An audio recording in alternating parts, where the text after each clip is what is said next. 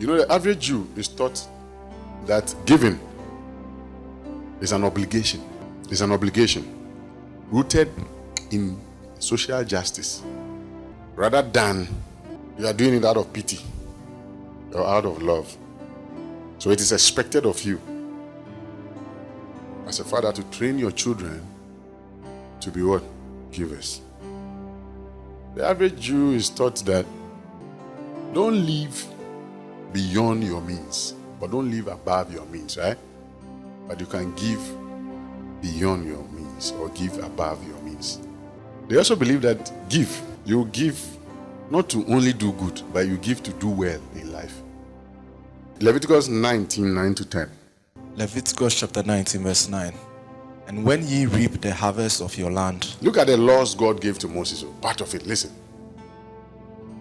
Thou shalt not wholly reap the corners of thy field, neither shalt thou gather the gleanings of thy harvest. And thou shalt not glean thy vineyard, neither shalt thou gather every grape of thine vineyard. Thou shalt leave them for the poor and stranger. I am the Lord your God. Did you hear that? It was the Jews that made God known to us, the supreme God. Before then, every nation and every way, how they worship their gods, right? When God wanted to show himself to man, when God wanted to reveal himself to man, he couldn't identify with any country or any race than the Jews. And he started it with who? Abraham, to reveal himself. Okay? So if you want to understand God traditionally, they are a group to look at. Do you get me? Because God gave the kingdom to them. And the kingdom has a culture. And we know culture has to do with the way a group of people should live. And here is an example I'm showing. When it comes to giving, this is the culture.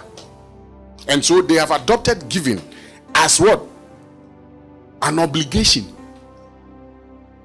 And what? Obligation rooted in social justice. It is part of them.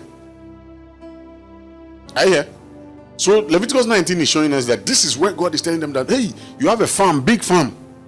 When it's harvest time, make sure you don't harvest everything. Don't be stingy. Leave some at the edges, leave some at the corners, so that the poor can also come and what? Gather and have some to eat. When it comes to the poor, God is so merciful. God is so kind to the poor, to the point that, hey, you joke with the poor. You see, unfortunately, many of us, when it comes to wealth and riches, when we have it, we think that it is for ourselves only. Me, my wife, and my children. That's a mistake we do. But we don't know that when wealth and riches are given unto a man, it is for stewardship. Stewards of the manifold grace of God. To have money, to have riches, to have wealth is a grace. And when God has entrusted that into your hand, it is not for you alone. So when you get money, ensure that a percentage goes to what? Others.